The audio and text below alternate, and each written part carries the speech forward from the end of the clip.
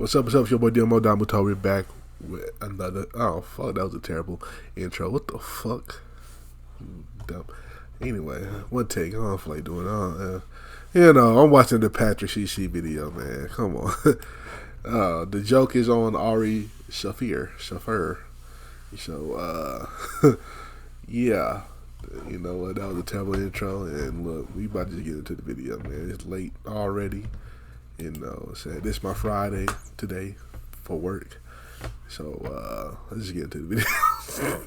Ari Shaffir is an unapologetically edgy, crass, and shocking comedian who refuses to be silenced no matter how much backlash he gets. Unsurprisingly, many see him as a disgusting bully, whereas others see him as almost a saving grace for comedy, based on the idea that comedians should be able to say anything they want, that no topic, no matter how controversial, is off limits while delivering jokes. With podcasts becoming more and more popular, the line between jokes and reality is almost non-existent. As they broadcast thousands of hours of unfiltered conversations, they slowly expose their reality behind the act. Over the past decade, Ari has acted on and openly admitted to suspicious behavior that now even his fans are starting to feel uneasy about. Ari Shaffir was born in New York City but raised in North Carolina into a Jewish family of Romanian Jewish descent. His father was a Holocaust survivor, which is why Ari was essentially exiled from his family after he told his father he lost his faith in Judaism. Did you talk to your parents about it? Yeah, I came out of the closet. Okay. As it were. How did that go? Not that great.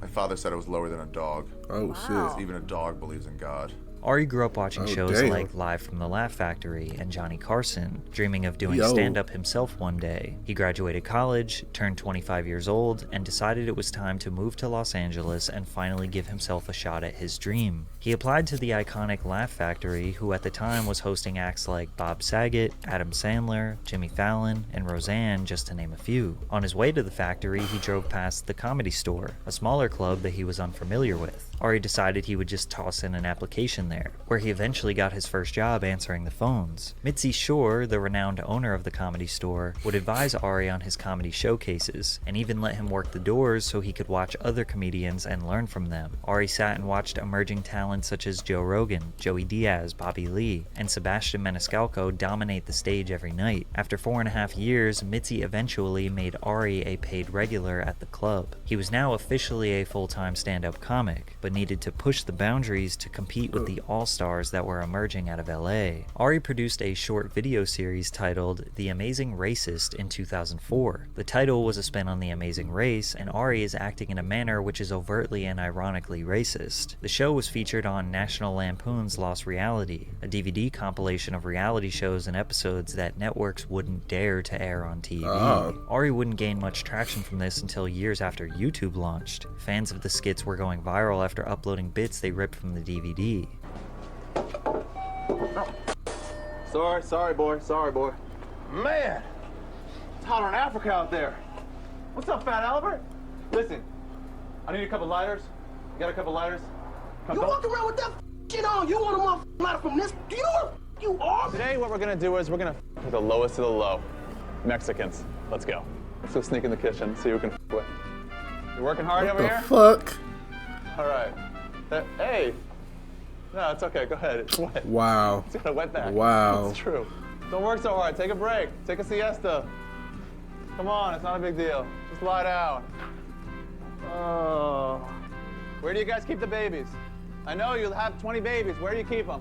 It seems like some of the bits feature paid actors who poorly react to Ari's behavior, especially when you consider the multiple different perfect camera angles which are often in front of the subject's face. Although The Amazing Racist was a less funny and less creative version of The Chappelle Show, the desire for Americans to indulge in racist humor was apparently very strong, because Ari was approached by fellow comedian Vince Offer to do a reboot of The Amazing Racist in 2013. Vince Offer, who many know as the ShamWow guy, was producing a movie called Inappropriate Comedy, which starred Michelle Rodriguez, Lindsay Lohan, and Oscar winner Adrian Brody. Ari had a larger budget this time around, which he didn't spend on a team to write better jokes, but rather costumes and gimmicks to enhance the same surface-level stereotypes. Can I interest you guys in a boat ride? We're giving away free boat rides today. We're trying to get, what do you guys call yourself, African Americans to back to Africa.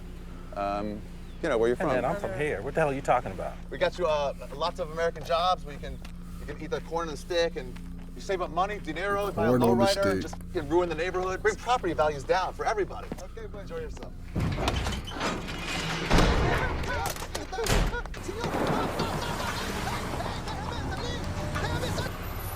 This is crazy. I got one for you, bro. Where's my bounty? Sir, don't get out of the car. I f***ing got one.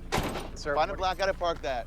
Woo! Better luck next time, Paco. Just like the National Lampoon Lost Reality movie, clips That's from the crazy. inappropriate comedy movie would also be uploaded to YouTube, securing millions of views almost every time. It's just you're driving really f***ing dangerous right now. Please, just try to concentrate on the road. Open your eyes. I don't know if this is safe. It's please. It's safer than having your eyes half closed. This is crazy. That eye's way better, right? You can see better out of that eye now. I guess so, yeah. While some say these videos are just jokes featuring paid actors who signed waivers approving of the comedy, others, even as far as back as a decade, just couldn't find the humor in the blatant racism. Piggybacking off the momentum, Ari released his first stand-up album, Revenge for the Holocaust, in 2012, which More reached cringy. number 1 on the iTunes and Amazon comedy albums chart. Then he produced his first stand-up special, Passive Aggressive. Ari was respected by his comedy peers. One particular comedian, Joe Rogan, took a liking to him. In 2010, Joe invited Ari on the 3rd ever episode of the Joe Rogan Experience podcast. That's crazy. Ari was a guest in 9 of the first 100 episodes and became a pivotal member of the JRE community, which would eventually become the #1 podcast in the world. I see. Slowly throughout the 2010s, comedians hosting podcasts became more and more common, since they all realized how Joe Rogan's stand-up audiences started increasing as his podcast became more popular. This would be the beginning of Ari showing his dark side. On an episode of Punch Drunk Sports, one of Ari's shit. now defunct podcasts, he berated his employee and producer, known as the Fat Man, for accidentally making an error that led to Ari not being able to take calls from viewers on the air. We have the show, it was recorded, the audio is on, fans can hear it. It was just, that was my fault. But we couldn't do any of the calls we wanted for the 100 episodes. Like you hit a switch Right. that had big X on it and tape all around that said, do not touch this button, never touch this Okay, button. First of all, hold on. Single notice, he wouldn't have done it. If you prepared at all, he wouldn't have done There it. was notice on that thing. That thing Saying says how right to do on it, it. saying how to take It's phone really calls. dark down there. I Always couldn't see- taped up. Saying don't touch or actually how to do something. Not what not to do or what actually to do. Because he couldn't figure out what to do. Telling someone what not to do note. is the same as telling him what to do. Do not do this. At the very least, do not ever. And that's how we're There's a supposed to big take X on phone the calls for button. 100th episode? That's how we're supposed to take phone calls? Do not do? That's supposed to help us? That's the phone line. That was You not asshole, I'm glad I never He learned your took off- name. Ari continued to scold the man and let him know just how much he screwed up. Hey, fat man, go home. Get out and go home. Go take a smoke break for 2 hours. You're not wanted here. You're adding nothing. Go home. I'm not sorry that I'm hurting you. Damn. Get the f out of here. Leave. Just leave if you're not going to help. Fix the f***ing phones or leave. I got it. I got the show. Are you fixing the phones? man, You got the okay. show. All right, fat man, get out. You're just a distraction. Get the I f out. don't even know how to fix that. All you do is give us bad drops. Get the f out or fix it. Are you moving to fix it or get out? It should be one or the I other can't right now. fix it. Then I'm get the f driving for a out. week. Then go home. Get the f out and go Man, home. niggas talking to Judge me a like man that. by how he treats his subordinates, not his equals. However, this blow-up is a minor form of aggression compared to the violent attack he committed on fellow Damn. comedian Bobby Lee many years Oh, you later. can't be talking to people But like that, before we get man. into that, a word from Oh my today's God. sponsor, Rocket Money. The other day I wasted hours trying to cancel all of my subscription services. Second special in 2015, paid regular on Comedy Central. Then in 2017, he released Double Negative. Second special in 2015, Second paid special, okay. regular on Comedy Central. Then in 2017, he released Double Negative on Netflix, which consisted of 2 45-minute I ain't shows. never seen the clip It of was his around joke. 2017 where the Joe Rogan effect really started to blossom. Podcast comedians started to emerge from the deep corners of the internet to the mainstream. Tom Segura, Theo Vaughn, Brennan Shaw, The Bert water. Kreischer, Bobby Lee, and so many others saw their viewership exponentially increase. In May of 2017, Bobby shared a brutal story of a few interactions with Ari Shaffir that seemed too vicious to be true, but it Ari was. Shaffir. It all began when Bobby was performing at the Comedy Store one night, and fellow comedian Ron Peterson, who Bobby worked with on Mad TV at the time, came up and asked him a question. Well, I was at the Comedy Store one night, and he goes, "Who's that on stage?" I go, "That's Natasha Leggero." He goes, "She's hot." I go, "Yeah, but she lives with Ari Shaffir." Ron Peterson goes, "All right." And then a couple hours later, I was driving him back to the hotel where he was staying at, and he goes, "I got her number." I go, yeah, but she's seeing my friend Ari. He's like, yeah, but she's gonna go on. So she starts like going to like plays with him, That's dinners. crazy. behind Ari's back, right? And then out of nowhere, Ari calls me. She left me, dude. I go, yeah, but she goes, you set them up. Bobby didn't necessarily feel like he was doing anything wrong, but he did try to convince Ron that asking for Natasha's number was a bad idea. But Ari was irrational and emotional and gave Bobby an insane ultimatum. If you don't do this for me right now, this thing I'm going to ask you to do, I know that you set them up. Whoa. What was the thing? Break into his office at Mad TV, Yeah. go into his computer, Yeah. and steal the emails between Ron and Oh, wow. and That's some intense Natasha. shit. So That's I go, crazy. I can't break into his fucking office at Mad TV. What the After fuck? refusing to commit the felony, Ari got violent. So I go, no, I'm not going to do that. And he goes, then you set them up. So that Friday, I show up at the Comedy Store, and I'm checking in at the front counter, and he punches me in the face. Like for real punches Yes. you. I fall to the ground, and he kicks me in the face like 20 times. Now I'm bleeding. But then as I get up, I hear my name being called On stage? on stage, and I go up on stage. And did you talk about it or? I only went up for 1 minute, Yeah. and I go, that guy right there. You know what I mean? I'm bleeding from the face. He beat it out of me. You know what I mean? Like I called him out. Ari Shaffir. The club manager convinced Bobby that he shouldn't press charges and that Ari was just emotional. So Man, Bobby fuck that obliged. nigga. Then the following week, he got assaulted again. A week later, I'm walking down the hallway at the Comedy Store. He lunges at me, right? And he starts strangling me in the fucking hallway. Oh, yeah, And he's fuck that. squeezing, and then my neck starts bleeding because he has his nails gouged into my fucking neck. But it didn't stop there. All while this conflict was going on, Ari Shaffir successfully who secured is a that? role on Carlos Mencia's Mind of Mencia show, which blended comedy Oh. skits and live stand-up. That name This look would have been a familiar. pretty good I don't gig remember for a this, though. comedian at the time. However, Carlos was out of town, and when he returned, he heard about what happened to Bobby Lee. Mencia called up Ari, telling him that because he beat up Bobby, he will be removed from the show. In Ari's mind, Bobby was sabotaging first his personal life and now his comedy. Nigga, you beat him up 2 times. Nigga.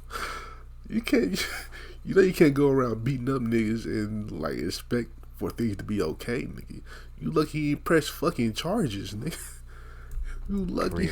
Prompting him This to nigga- attack Bobby yet again. So then I show up at the Comedy Store after he 3 gets fired times. from Mind of Mencia. Like, Bobby killed Bobby. You had every right to knock this nigga off the earth, nigga. If a nigga attack you 3 times, you got a case. You got a case.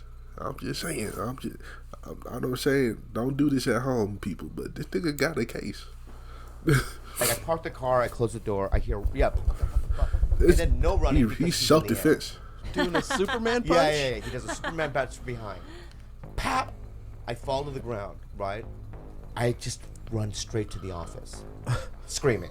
And I try to call 911. Because of this situation, Ari was banned from the Comedy Store, the club that kickstarted his whole career. For the next few years, Ari would bully Bobby any chance he could, calling him every sort of insult whenever they passed by each other. And for the longest time, Bobby could never get through to him that it wasn't his fault. It took 5 years for Ari to realize Bobby had definitely nothing not. to do with it and that he was overly emotional, and they finally settled Yeah. their fairly one-side beef. But then we learned that Bobby Lee kind of twisted the story a little bit. It turns out Ron Peterson was someone that Bobby needed to be friends with to help his career, and Bobby was actually calling Ari over and over to find out if him and Natasha were broken up, so that Ron could make his move. Oh, shit. Additionally, when Ari first attacked Bobby, it was because Bobby was egging him on, getting in his face, and Ari gave him a fair warning. And then I saw you at the store. Yeah. And I was like, hey, dude, like, it hit me now where you were on this. And Yeah. I'm pretty mad. And you're like, and then the way you were smiling, like, can I just say one thing? Can I just say one thing? All Let me right. just say one Oh, thing. And I was like, God. Bobby, get the away from me. Get Yeah, the away and you from know me. what? I'll admit I did that. And you're like, let me just say, I was like, I don't think you hitting, like, how much is this hurting me? You're like, let me just say one thing. I'm like, dude, get the away or I'm going to hit you. And then you kept doing it. And then I just punched you and you fell. So you didn't even give me the satisfaction of fighting back. But you kicked me while I was down there. Yeah, well, you were down. Bobby twisted the story to make Ari seem like a total psychopath attacking people unprovoked. But at the end of the day, Ari still violently unleashed his anger on a guy who had basically nothing to do with his girlfriend cheating on him. And you would think that as Shaffir got more famous, he would be more careful of what he says and does. But that couldn't be further from reality. Of course. On a 2018 episode of the Punch Drunk Sports podcast, Ari shared a very questionable story of him willingly exposing himself to a minor. I was at my friend's house. She's Oh a my lesbian, God. single mother, and she goes, "I want to go to the bathroom." She goes, and she has a 5-year-old. She goes, "Can she watch her pee? Because she needs to see what a penis looks like before it's too." What? Yeah. What? She doesn't want the first penis she sees to be like the The first one going into her mouth? Yeah. Dude, why would she choose yours? I know. But this is what she said. She was like, "Why does it come out of that?" Why your shirt off? And I was like, Hold on. Oh, wait, she You let the kid watch you pee? I know. You let Oh the my kid God. watch you pee? You gotta start with the story. Where have you been with this? Did you let her shake it off? No, but then she went to touch it. I was like, "Don't crossing a line." What? Can't touch it. How old is she? Hold on. Even a bunch of edgy comedians are listening to this story in total shock and keep asking him over and over if this is fake. But Ari reassures everyone that this was a true story. If that's the story Ari told, you know it's probably worse. You just let a 5-year-old watch you pee? Yeah, right. Where is Chris Hansen when you need him? With Ari being so reckless with his words, it was only a matter of time before he crossed a line that would have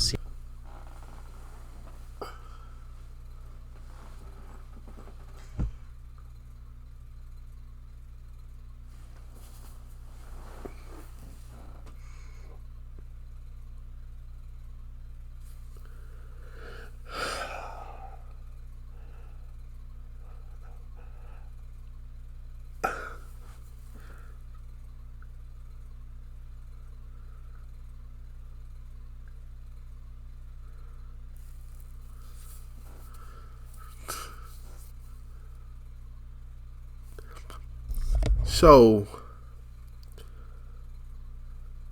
he let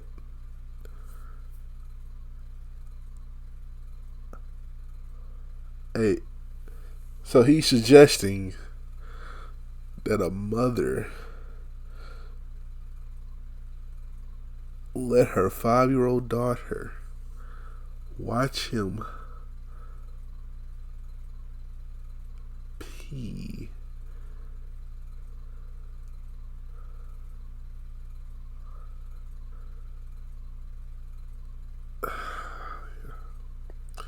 I just continued the video. I just finished the video. Huh? serious Yeah. ramifications. I don't even know what the fuck and going he on. did that on January 26th. Why his shirt 2020, off? The day NBA legend Kobe Bryant died, along with his 13-year-old daughter Gianna, when their private helicopter happened? suddenly I failed, missed. crashing into the Santa Monica Mountains. He assures everyone that this was a true story. If that's the story Yeah, Ari I told, ain't you know not- it's probably worse. You just let a 5-year-old watch you pee? Yeah, right. Where is Chris Hansen when you need him? With Ari being so reckless with his words, it was only a matter of time before he crossed a line that would have serious ramifications. And he did that on January 26th, 2020. The day NBA legend okay. Kobe No, I Bryant missed died, that. along with his 13-year-old daughter Gianna, when their private helicopter suddenly failed, crashing into the R.I.P., Santa Monica man. I Mountains. almost When cried the news that day. broke, the entire world was in shock. I never Kobe cried is for one a of the celebrity, best but basketball that one, players Kobe of all almost time. got me. Plus, he was a family man who gave back to underserved communities just as much as he gave And to the- the you know, NBA. the While daughter and millions of everything, people the were mourning kids. the loss of the legend, tweeting their raw emotions, Ari's take erupted with backlash. 4 hours after the reports of the death of Kobe and Gigi, Ari posted a tweet reading, "Kobe Bryant died 23 years too late today. He got away with grape because all the Hollywood liberals who attack comedy enjoy rooting for the Lakers more than they dislike R-word. Big ups to the hero who forgot to gas up his chopper. I hate the Lakers. What a great day. F the Lakers." After catching a huge wave of criticism from his tweet, he shortly doubled down with a video. As I know, there's always a lot of hate, pain in the world, and there's always a bunch of terrible stories. And every once in a while, there's a good story. Good story comes out. The guy who got away with got his today. Kobe Bryant is a god. I'm here in Charlotte, the home of the team that originally drafted him. maybe he wouldn't have raped that chick in Denver if he had stayed in Charlotte with the Hornets. Most people had no idea who Ari Shaffir was. Now he was known as the guy who mocked Kobe Bryant's death. The comedy community addressed his comments. You know, there were children that died. Yeah. And so you can't, it's just, that's too much to joke Well, just about. Kobe. It's too much. It was innocent kids and other parents. I was like, it's too much.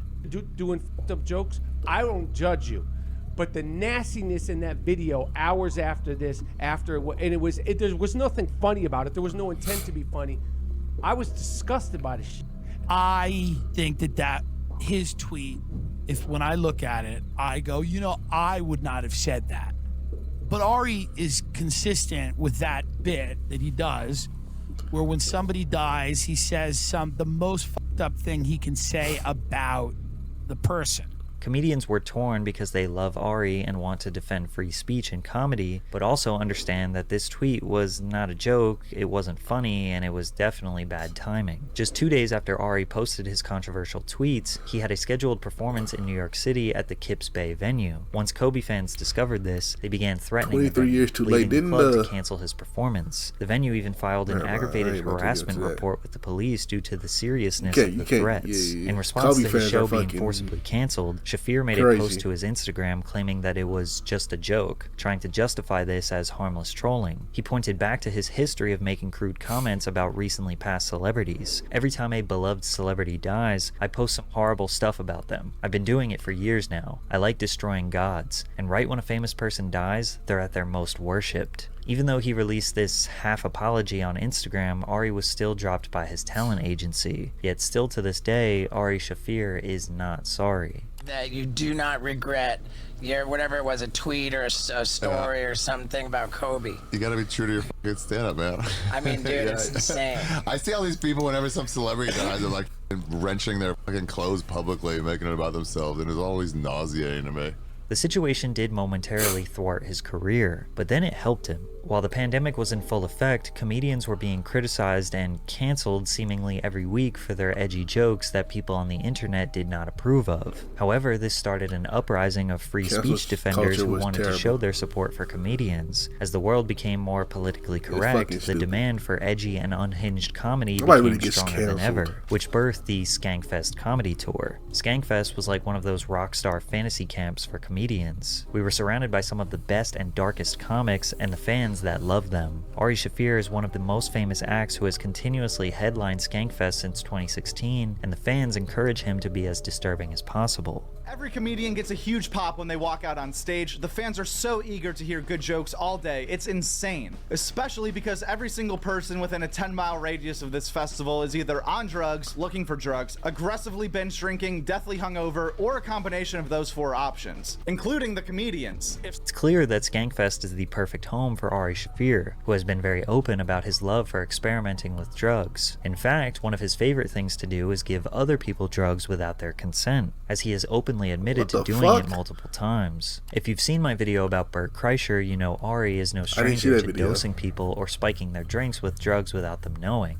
Just as a quick recap, one night Bert invited his good friend and fellow comedian Ari Shaffir over to his house to do a podcast. Ari shook Bert's 13 and 15-year-old daughter's hands, walked into the podcast room where they were going to share some drinks. Ari decided to secretly slip a capsule of MDMA, aka Molly, into Bert's drink without him knowing, to which Bert had a terrible experience on the drug. Bert, as well as many of his comedy peers, told Ari that what he did was reckless and genuinely concerning. But others, such as Joe Rogan and Nikki Glazer, thought it was hilarious. But this wasn't the first nor the last time Ari would admit to committing this crime. But that's not the only time you dose somebody, though. No, it's been a few times.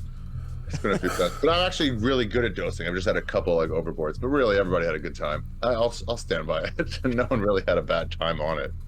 Just you gotta share it with your girlfriend or wife afterwards. They get pissed. But it's even worse when you see him do it with your own eyes. During an appearance on the Legion of Skanks live podcast alongside Shane Gillis, Dan Soder, Luis Gomez, and Big J Okerson, Luis Gomez hatched a plan to dose Ari's drink at the start of the show and revealed to him later on that this was a prank. I gave it to my employee. I was like, make sure this gets in Ari Shaffir's beer. Okay, just put a tab of acid in his beer.